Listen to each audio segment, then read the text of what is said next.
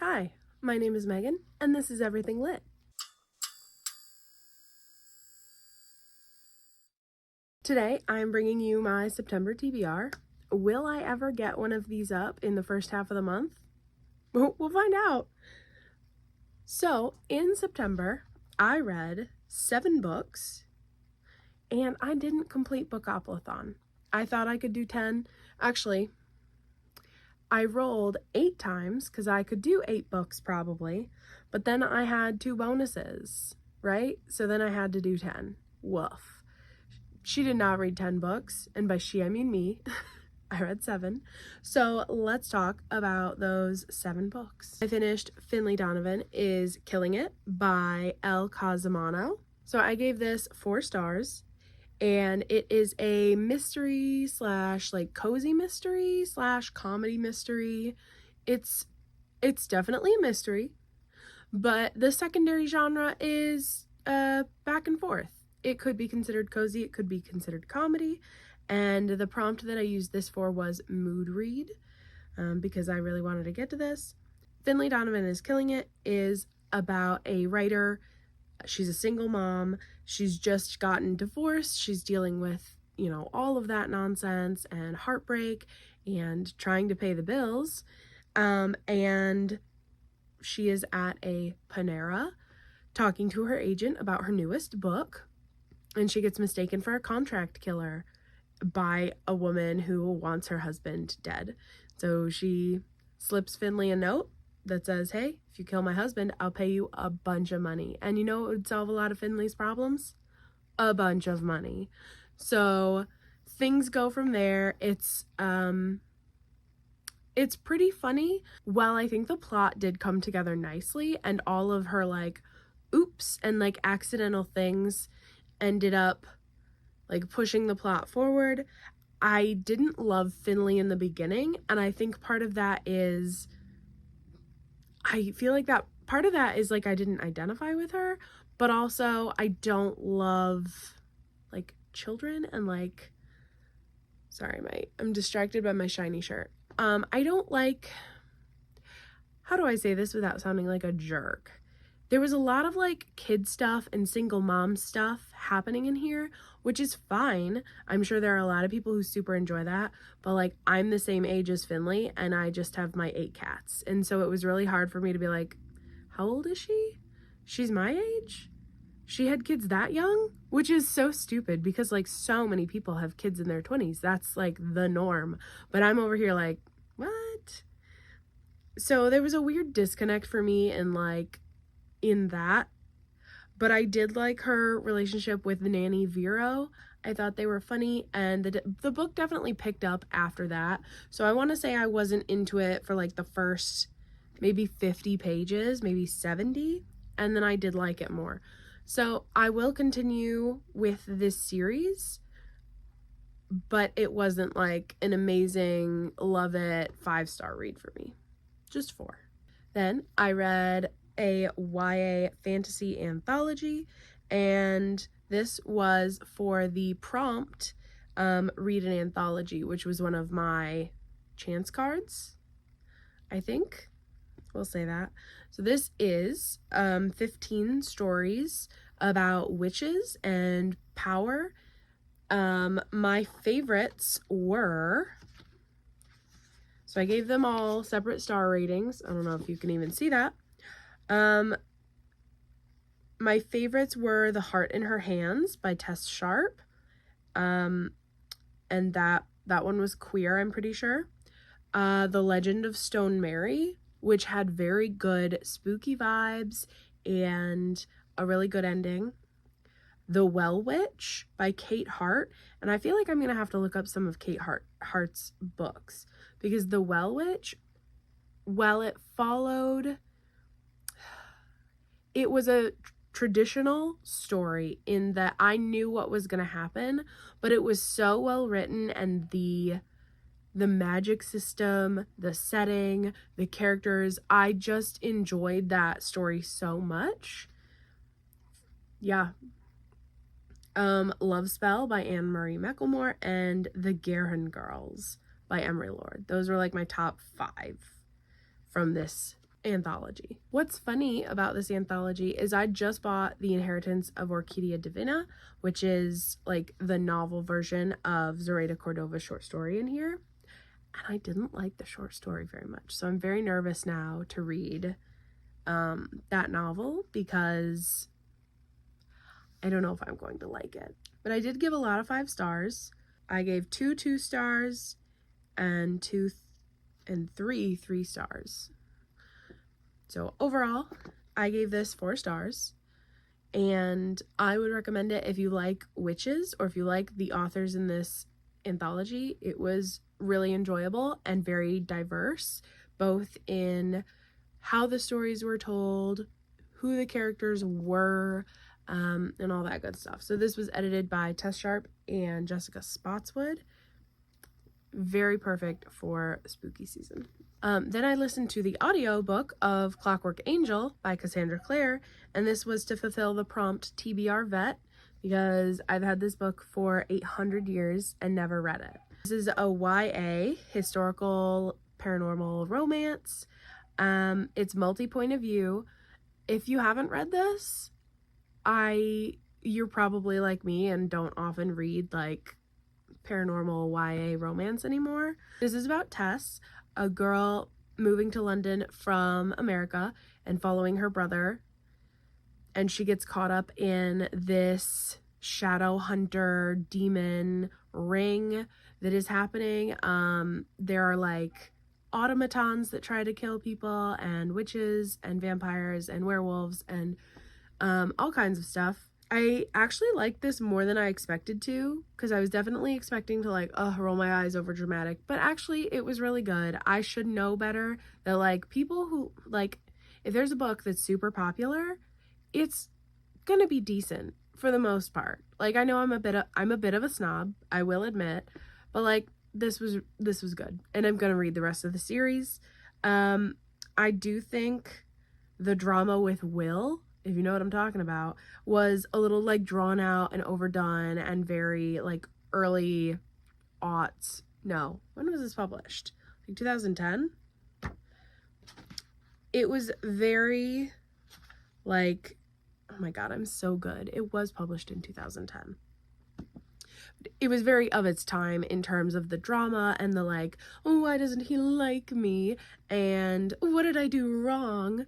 And the weird like tension that's never explained. But it did seem that Cassandra Clare is not afraid to kill a character, and I'm interested to read the rest of the series. Yeah, I will continue this series. I gave this 4 stars. It was a pretty decent month, a lot of 4 stars. Then I read Other Birds by Sarah Addison Allen, one of my favorite authors, and this was absolutely my favorite of the month, and I used it for the prompt, favorite genre.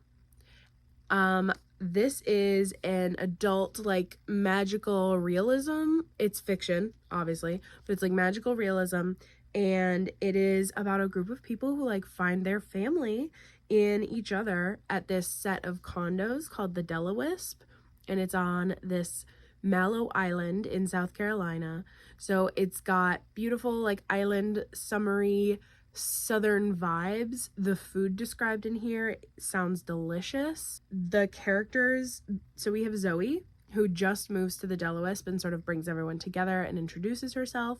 She is starting college in the fall, and this is like the summer before. She's moved into this condo that was her mother's. Her mother passed away when she was young, and she's trying to discover more about her and her past.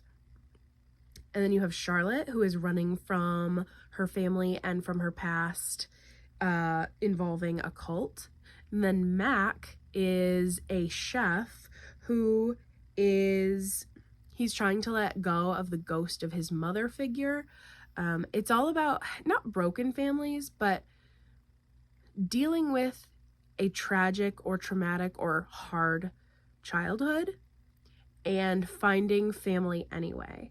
And I know that there are people who don't like this, and there are valid criticisms to like put on this book, but I just loved it so much. I think the overall tone and vibe and message is so sweet and lovely. And Sarah Addison Allen, just her stories are so comforting.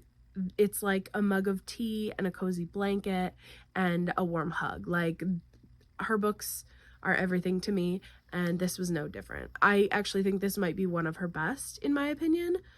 But yeah, 5 stars. No, like, I loved it. I loved it so much.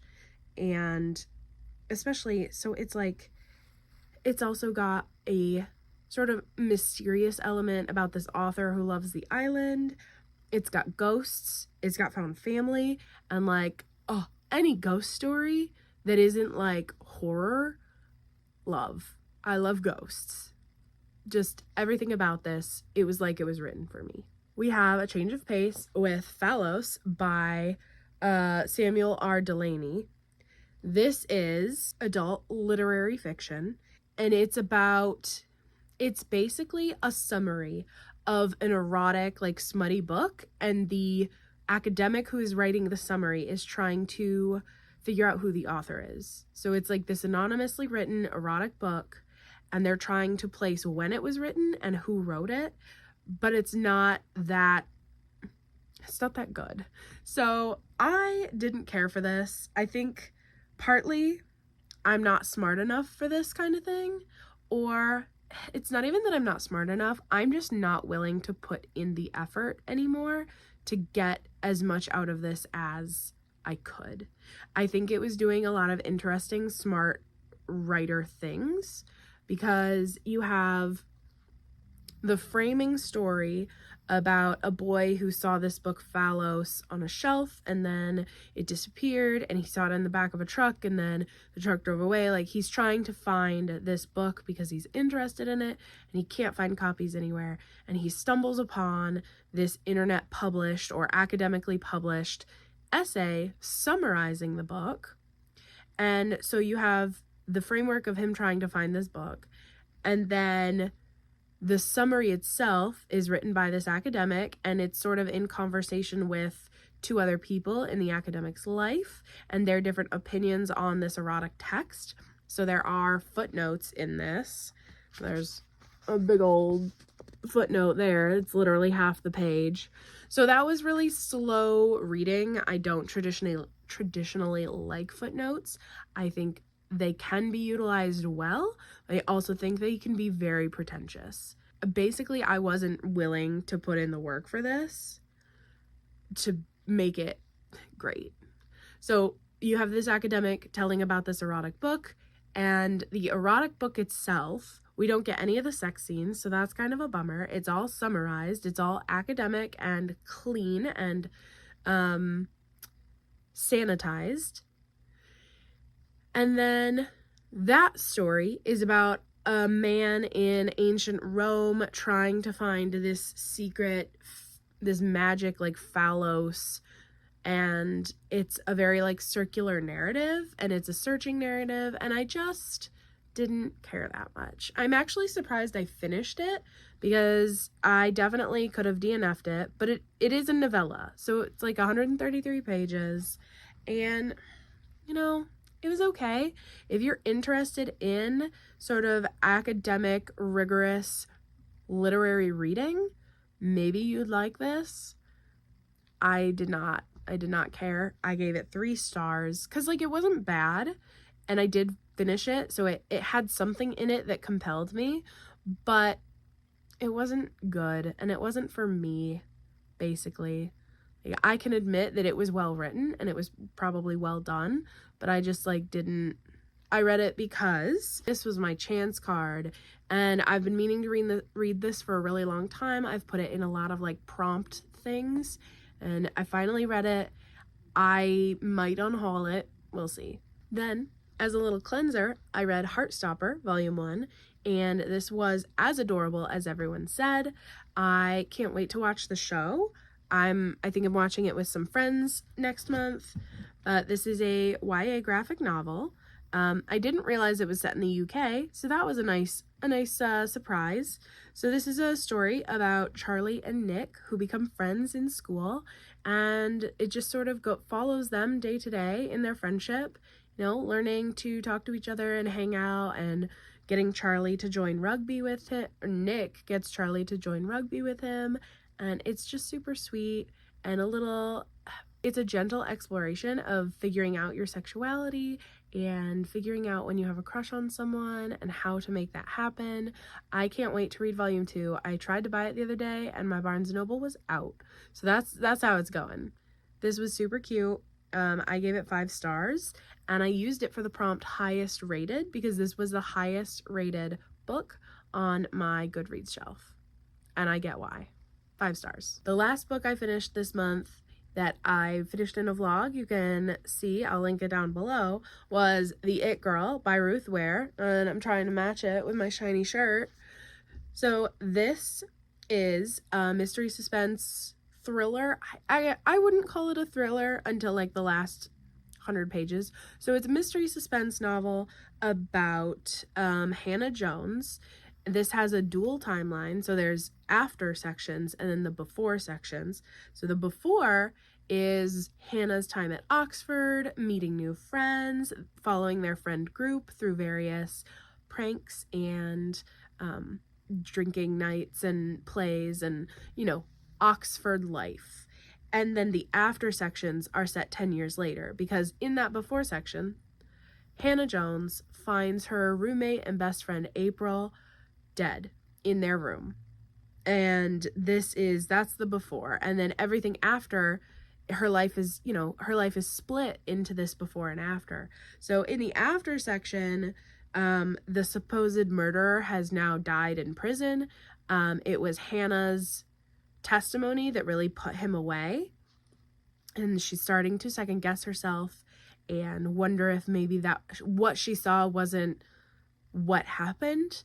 And it sort of explores what really happened that night, who the real murderer was if it wasn't this man. I really loved this. This is only my second Ruth Ware, but she's batting 2 for 2 with me. So fantastic. I think it was well written. I think it was interesting. I think the character explorations were good. There was one part that I was like, really? But it's foreshadowed in the before sections. So even if I found it a little ridiculous, it was set up in the world of the story to be like, to make sense. So I don't fault it for that. Some people say it was slow, and I get that critique, but I also think it is a mystery that is trying to be solved, and mysteries tend to be slower. The last 100 pages is really where it like went that thriller, like full tilt. It is a little chunky. It probably could have been shorter, but I gave it 5 stars. I really enjoyed it. I think it was well written and interesting, and I couldn't stop reading it. Like about 100 pages in, I was like, I don't want to stop. And I finished it in maybe like 2 or 3 days. So 5 stars to this, and I used it to complete the prompt third person point of view for Bookopoly. So those were all my September reads. A lot of 4 and 5 stars. Had a great time. I'm ready to jump in to all the spooky things. I've been reading some fantastic books in October, and I can't wait to share those with you. So if you like this video, or you want to see what I do end up reading in October, go ahead and like this video or subscribe. Do whatever you want, and I'll see you next time. Bye.